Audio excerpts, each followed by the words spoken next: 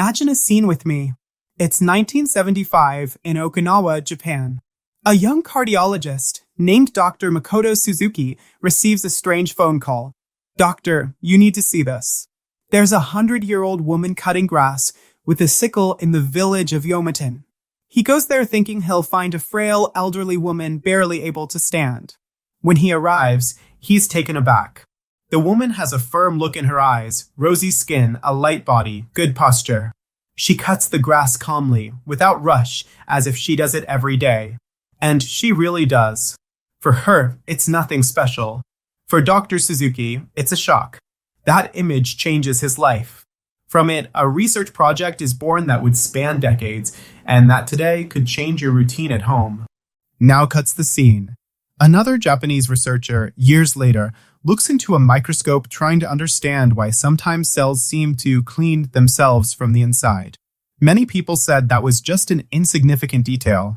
He disagrees. He decides to deliberately provoke the cells, remove the abundance of nutrients for a while, and observe. What he sees is impressive. Inside the cell, small sacs appear, like tiny janitors.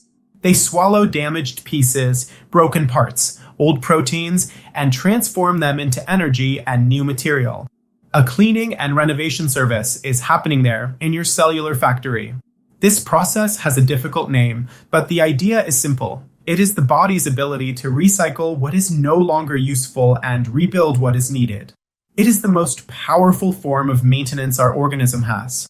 Why am I telling you these stories? Because they come together like pieces of a puzzle. The 100-year-old lady with the scythe, the doctor who found hundreds of active elderly people in Okinawa, the researcher who proved that cells have a cleaning mode. All of this points to the same path. The body is capable of renewing itself, but it needs the right conditions.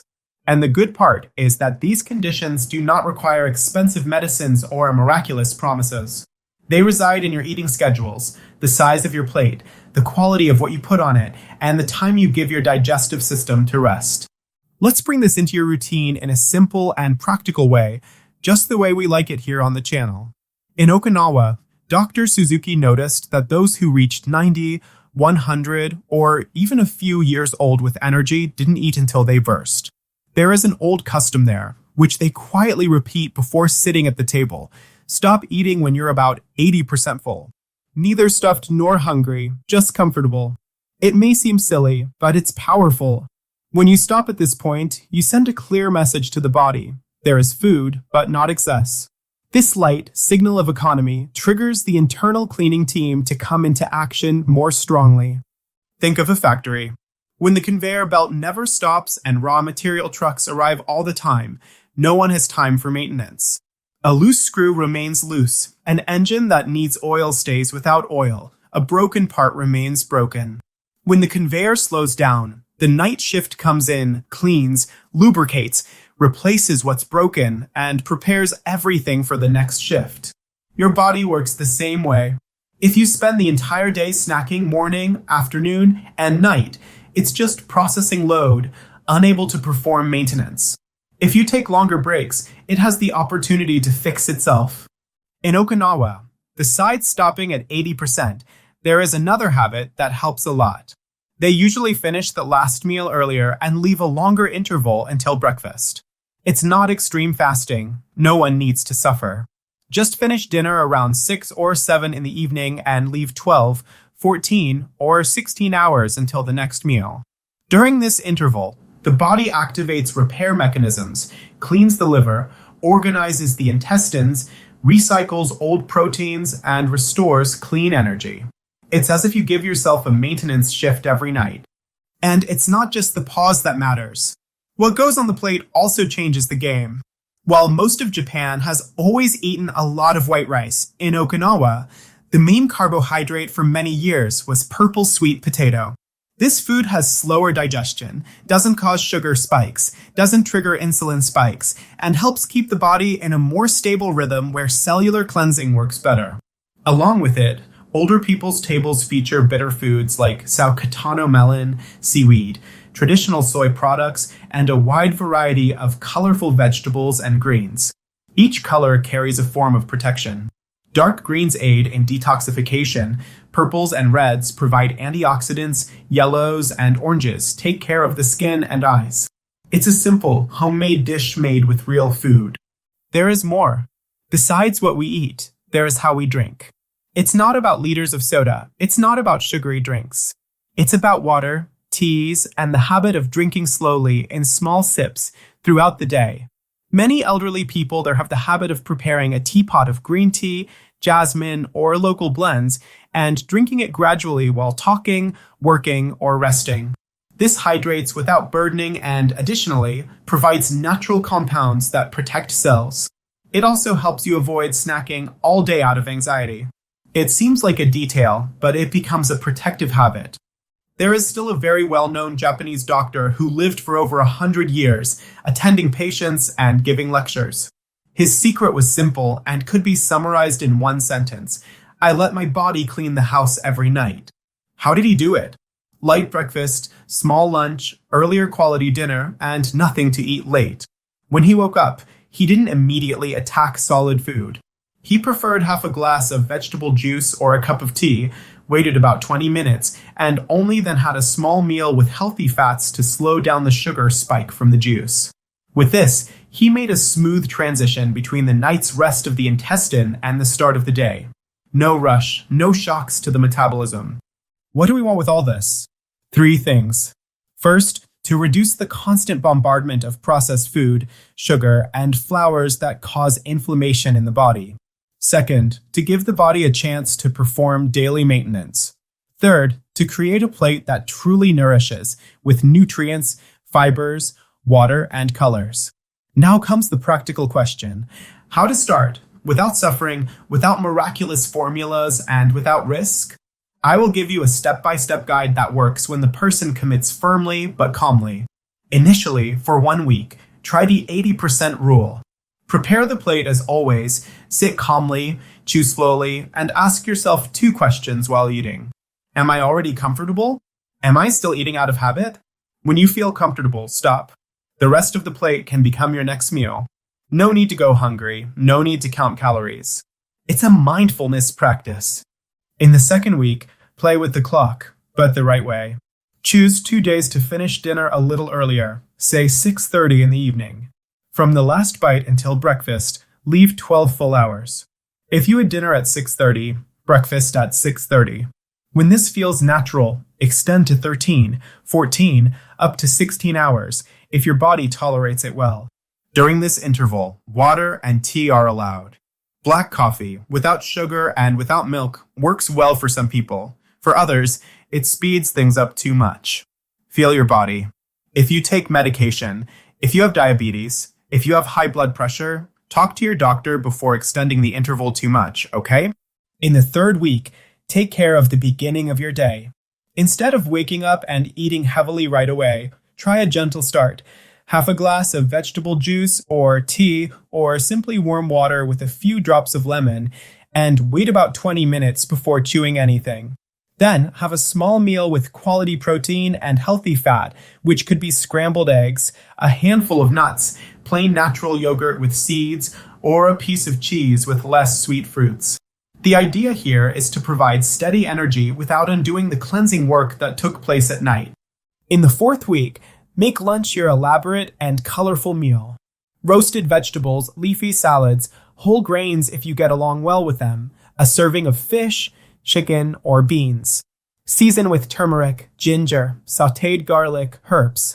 If you like sweet potatoes, the purple one is a star. If you enjoy bitter flavors, add a little maleo de salcatano, arugula escarole. And if possible, include something from the sea, like algae used in moderation, which bring important minerals. And dinner? Simple, early, and with a gentle pace. A light vegetable soup, a broth with greens, an omelet with sautéed spinach and cooked tomatoes, grilled fish with warm salad. No need for dessert. If you crave something, a small fruit. Finish early, get up from the table feeling light, and do something else. Walk, take a warm bath, read, turn off screens early. All of this helps the body enter repair mode. What can you notice when you adjust your routine this way?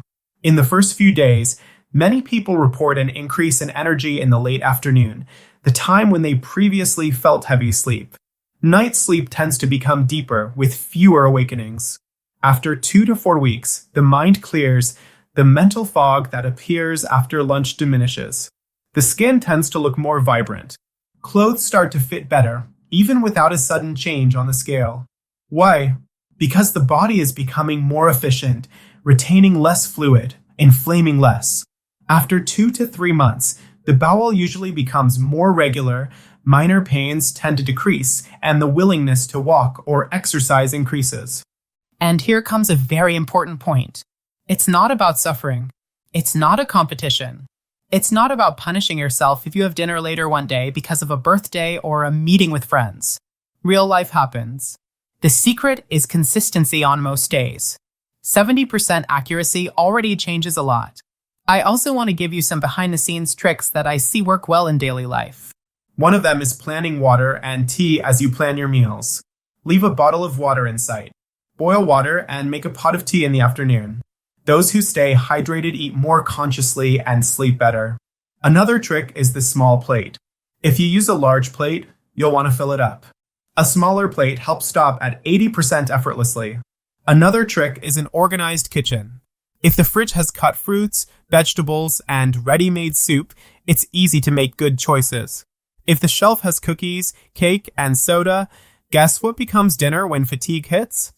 And what about physical activity? There is no longevity without movement. People in Okinawa don't work out as we think, but they move all day long.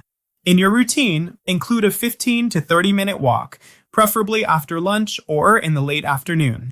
If possible, take the stairs, care for the plants, sweep the sidewalk, stretch your body.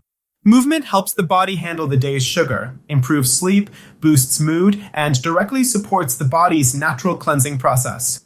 Let's talk about common pitfalls. The first is turning the fasting interval into an excuse to overeat. Don't fall for that. Fasting is not a license to indulge afterward. The second trap is using sugary drinks during this interval. That disrupts the body's rest and throws you off track. The third is forgetting that each body is unique. Those with diabetes, those on certain medications, or with kidney or liver issues need to adjust everything with their doctor. Don't copy your neighbor's routine. Adapt it to your own. It is also worth a warning about what happened in Okinawa in recent years.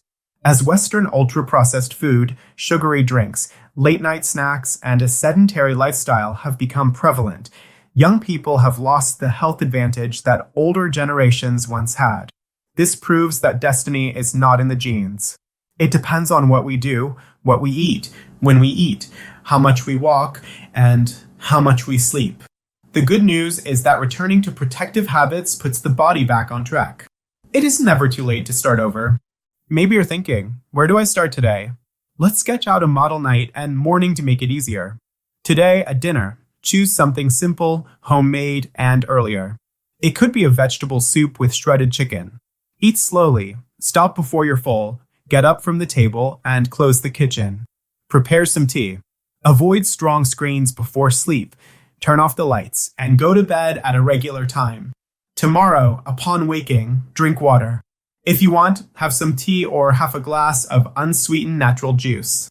Wait a bit and have a small breakfast with something protein-rich and a good fat. Nothing like starting with sweet bread, cake, or cookies. Save that for rare occasions. For lunch, be colorful. In the afternoon, walk. Repeat. The body thanks you. Over time, you'll realize that it's not fashion or a sacrifice. It's rhythm. It's returning to your body the intervals it needs to repair what has worn out throughout the day. It's like cleaning the house a little every day instead of waiting for the dirt to accumulate. The results appear in energy, sleep, mood, improving test results, clothes fitting better, and readiness to plan for the future. I want to emphasize something I always say here. Information is power, but responsibility too. This content is educational. Each person has a health story. If you use controlled medication, have a chronic illness, or have undergone surgery, bring these ideas to your doctor and work together to find the best way to apply them. And if you care for an older person, help with kindness. Small changes made with patience transform life. If these stories from Japan touched you as they touched me, Take that first step today. Finish your dinner a little earlier. Drink your tea. Sleep well. Start the morning slowly and mindfully. Observe your body over the next few weeks. Note improvements in sleep, digestion, and mood. Celebrate each sign. You are not chasing perfection. You are building a longer, higher quality life, one day at a time. If this video made sense to you, share it with someone who needs to take better care of their health. This is Edu Rodrigues from the channel Edu Health Tips. I read comments with care. Tell me how your routine is, what you will try first, what your biggest difficulty is. Leave your like, subscribe, activate the bell. We stay together with simple, practical information that fits into real life. A big hug and see you in the next video.